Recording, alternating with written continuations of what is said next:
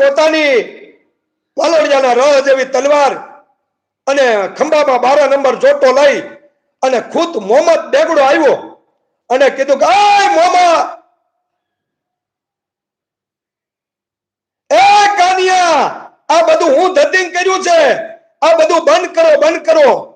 ત્યારે નવખંડ ધરાની માલપા જેટલો જે ભગવો ભેગ હતો એની વચ્ચે કાનિયો જોગી બેઠો છે અને કીધું કે માં, તું તો ગરીબ રાખ વાણસની દેવ મેલડી કહેવાય.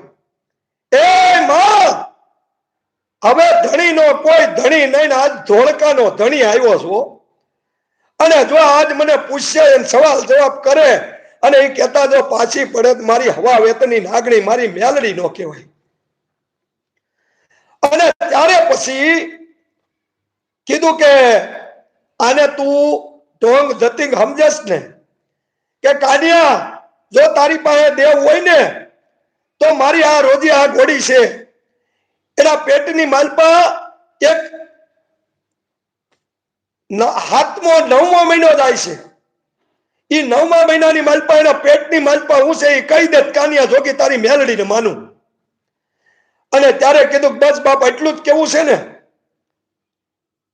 કે એના પેટની માલપા વશેરો છે, ચારે પગ ધોયેલા છે અને આંચુની માલપા કેરીઓ છે અને માથાની માલપા પીપળાના પાન જેવું પાન હોય તો માનજે કાનિયા જોગીની મેલડી બોલી હતી. અને મોહમ્મદ બેગડો પોતાની ઘોડીની માથેથી પલાન છાંડી અને ફડક કરતો આમ બંદૂક મારી દીધી. અરે બાપ, તને 2 મહિનાની વાર હતી, તને વાટ ન જોવાની કે તને ખબર નહીં હોય મારું નામ મોહમ્મદ બેગડો કેમ પડ્યું અને હું કોઈની રાહ જોતો નથી. અને માણસોને કીધું કે પડદા બાળું વસેરું કાઢો. કાનિયા જોગીની મેલડી કહેતી સાચું છે ખોટું છે. પડદા બાળું વસેરું કાઢ્યું, ત્યાં તો ચારે પગ ધોયેલા, આંચુની માલપા કેર્યું અને માથામાં પીપળાના પાન જેવું વાય વાય મારી મેલડી તારી વેળા વળે વાળો. અને મેલડી